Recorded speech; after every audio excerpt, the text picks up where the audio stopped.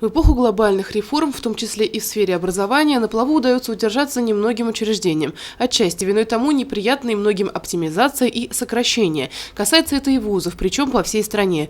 Министерство образования и науки России проводит целенаправленную политику по наведению порядка в системе высшего образования. И чтобы доказать эффективность работы, приходится участвовать во всевозможных аттестациях, аккредитациях и мониторингах. И по новым данным, в последнем наблюдении приняли участие 823 вуза и 931 филиал.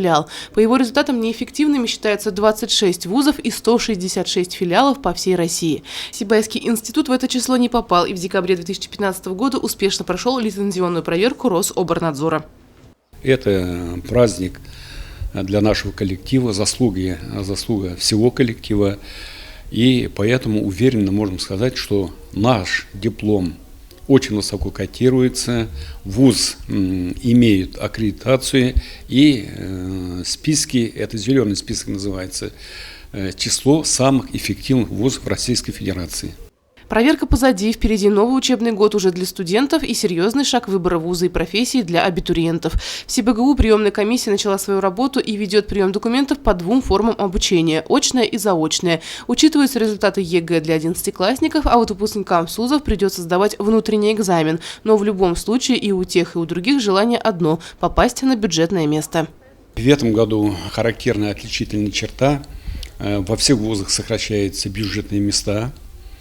Но мы удерживаем пока позиции.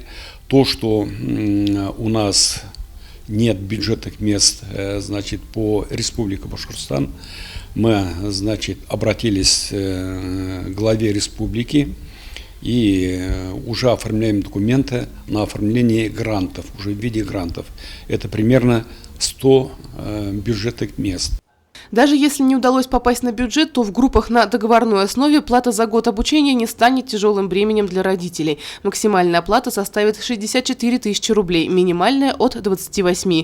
В столичных вузах за год учебы пришлось бы выложить в 2, а то и в 3 раза больше. Отметим, что в СибГУ даже студенты-договорники получают колоссальную поддержку. Специальные стипендии, места для проживания и, кроме того, при отличной учебе и активной культурной массовой работе возможность перевода на бюджет. С учетом всего этого абитуриенты проявляют интерес к нашему вузу.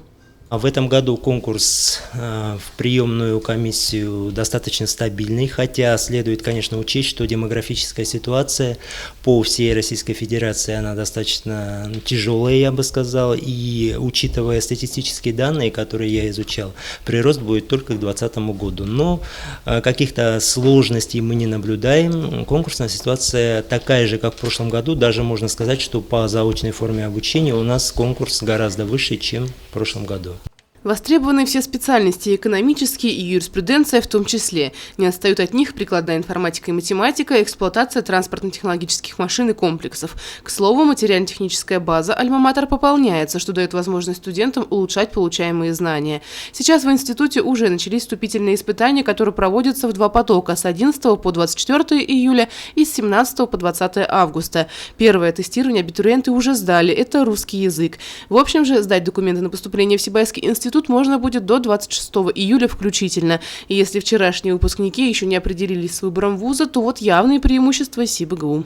Рядом с домом, рядом с родителями, значит, созданы все условия и гарантия найти хорошую работу и, самое главное, получить хорошее достойное образование не хуже, значит, столичных, крупных городов и так далее. Потому что здесь хорошая дисциплина, хороший надзор и хорошее образование.